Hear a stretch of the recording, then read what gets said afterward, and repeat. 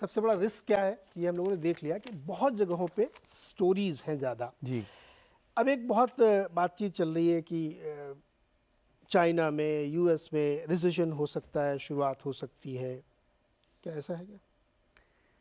देखिए, recession typically rates जब बहुत हाई होते हैं तो फेड चाहता है कि एक बार इकोनॉमी स्लो डाउन हो।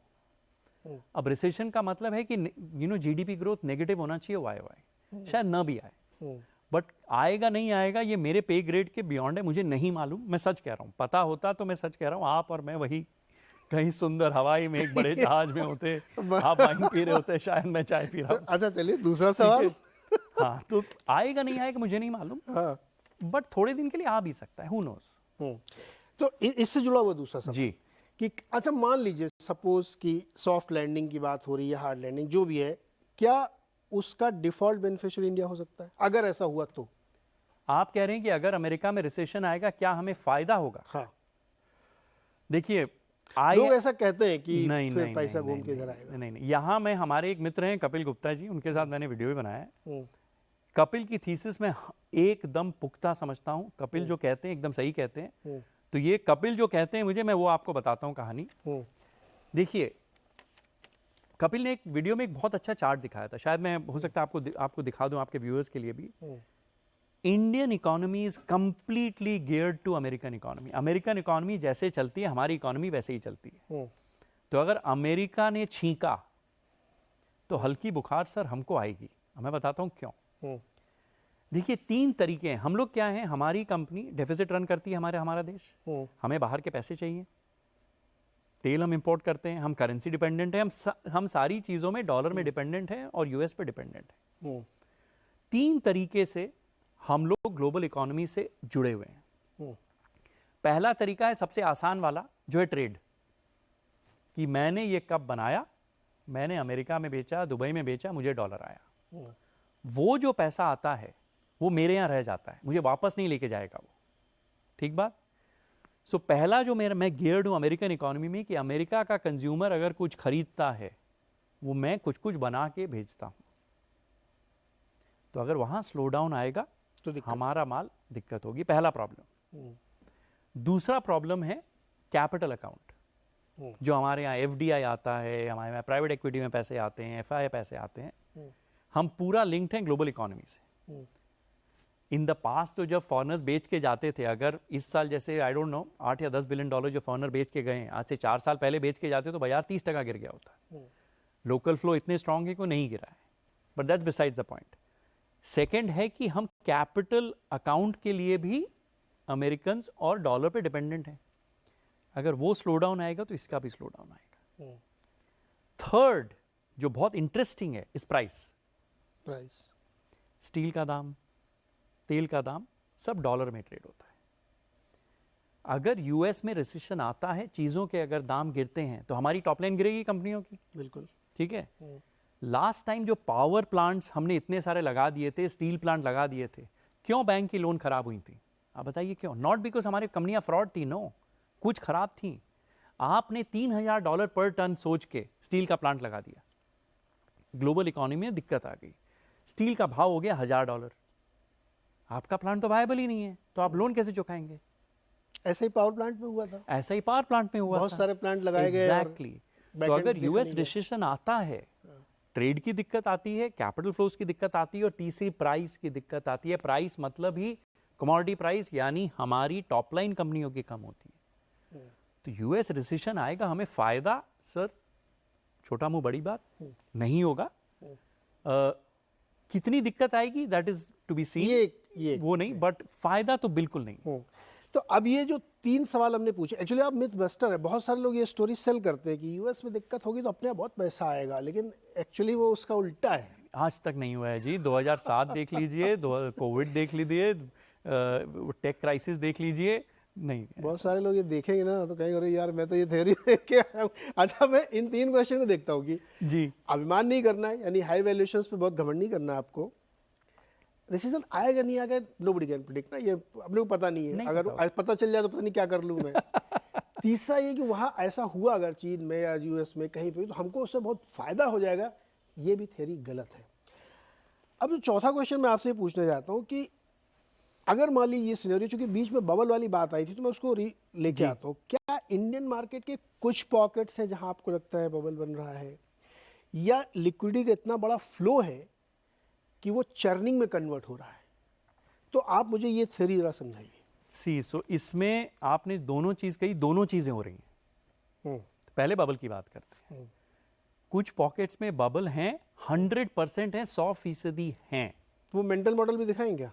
चलिए आप दिखाइए, मैं आपको उसमें भी दिखा दूंगा, बट उस पर बात भी करेंगे। हाँ। कि एक है बबल में करना क्या चाहिए, इसमें मैं आता हूं। तो आपने दो सवाल किए, एक बबल है या नहीं, और वो चर्न में बदल रहा है कि ठीक है।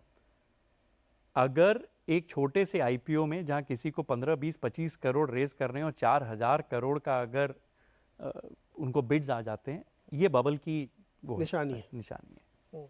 जब आपके टैक्सी ड्राइवर, आपके घर पे लोग ऑप्शन ट्रेड करना शुरू कर दें, जो मैं लास्ट ये 2007 में देखा था, वो बबल की निशानी है। जब आपको लगे कि मैं कुछ भी खरीदूंगा वो चलेगा ही, वो बबल की निशानी है। ठीक है। तो कुछ कुछ सेक्टर्स में बबल हैं, कुछ जगह में नहीं है। जैसे प्राइवेट बैंक्स अभी भी सस्ते हैं फॉर वेरियस रीजन, उस पर मैं आऊंगा, लेकिन है। दूसरा चीज आपने पूछा कि चर्न, मैं आपको एक बेसिक डेटा बताता हूं। मैं स्पेसिफिक कंपनियों के नाम नहीं लूंगा। पिछले 12 महीने में हमने एक स्टडी करी थी इंटरनली, ठीक है। पिछले 12 महीने में जितनी कंपनियां का शेयर प्राइस 100% से ऊपर गया है, डबल से 5 गुना हुआ है, हमने उनकी एनालिसिस करी, जिसमें पीएसयूज भी हैं जो चले हैं, डिफेंस वाले जो भी हैं, ठीक है। You will be surprised. Let us assume एक कंपनी का फ्री फ्लोट 25% है, कि टोटल 100 शेयर हैं कंपनी में, 75% या सरकार के पास है या प्रोमोटर के पास है, 25 शेयर ट्रेड होते हैं। डिलीवरी वॉल्यूम इन 25 शेयर की 200 से 300 शेयर है ओवर 6 मंथ्स, यानी कि 8 से 10 गुना बार वो शेयर अपना हाथ बदल चुका है। 10 गुना बार? Yes, in some of the stocks it is 10 times. Typically ये नंबर 20 से 25% होता है। अभी 200 से 300% है कुछ शेयर्स में। तो क्या हो रहा है, लोग कैच खेल रहे हैं कि मैंने थोड़े पैसे बनाए, मैंने आपको दे दिए, आपने किसी और को दे दिए, उसने किसी, यही चल रहा है। तो क्या हो रहा है कि आपने लेट्स अज्यूम शेयर ए खरीदा 10 रुपए में, 20 रुपया हो गया, आपके 20 रुपए बने। मैंने शेयर बी खरीदा था 10 रुपए में, मेरा 20 रुपया हो गया। आप क्या कर रहे हैं, आप ए बेच रहे हैं कि यार यहां पैसे बन गए, अब मैं बी खरीद लेता हूं। मैं बी बेच रहा हूं, मैं आपका ए खरीद रहा हूं। तो सब क्या कर रहे हैं ना, सस्ती चीज जो महंगी हुई है, दोनों के पास सेकेंड हैंड एम्बेसडर थी, टोयोटा का नाम हुआ, आप हमने गाड़ियां बदल ली, है एम्बेसडर ही, फिर फेरारी का दाम हो गया, हमने फिर एक्सचेंज कर लिया। ये चल रहा है चर्न, स्पेशली उन शेयरों में जो 3-4 जहां मोमेंटम बहुत ज्यादा रहा है पिछले 12 से 18 महीने में। मैं अपनी टीम को इसी में लगा रखा हूं कि यार इंडिकेटर्स क्या हैं, हाउ डू यू आइडेंटिफाई, कैसे पता करें यार कि ये बहुत महंगा हो गया है, बहुत सस्ता है, क्या बचा है, नहीं बचा है, कहानी खरीदनी है, नहीं खरीदनी है। ठीक है। सी, अगर आप पोर्टफोलियो मैनेजर हैं और अगर आपको क्लाइंट ने पैसा दिया है, देखिए मैं तो AIF PMS हेज फंड चलाता हूँ, तो मैं तो अपने क्लाइंट को कह सकता हूँ कि यार मैं कैश पे बैठा हूँ, जिसकी मैं आपको कुछ एनालिसिस दिखाऊंगा हम कर क्या रहे हैं। लेकिन अगर आप म्यूचुअल फंड चला रहे हैं, जो मेरे बहुत मित्र हैं, आपको फ्लोज आ रहे हैं, आपको खरीदना ही पड़ेगा। कुछ शेयर्स हैं, एक जैसे एक बहुत नामी रिटेल कंपनी है इंडिया की, उसका मार्केट कैप H&M से बढ़ गया है, ठीक है, 127 पी मल्टीपल पे, हमारे पोर्टफोलियो में थी। मेरे गुड टू ग्रेट जो फ्रेमवर्क है G2G में, उसमें निकल गई वो। सर एक हमने पेंटिंग खरीदी, ठीक है, हमें भाव मालूम है, ये होना चाहिए, वो होना चाहिए। पेंटिंग के भी भाव होते हैं। एक भाव होता है पिकासो का, वैन गॉग का। अब वैन गॉग का भाव $50 मिलियन होना चाहिए कि $100 मिलियन, किसको मालूम।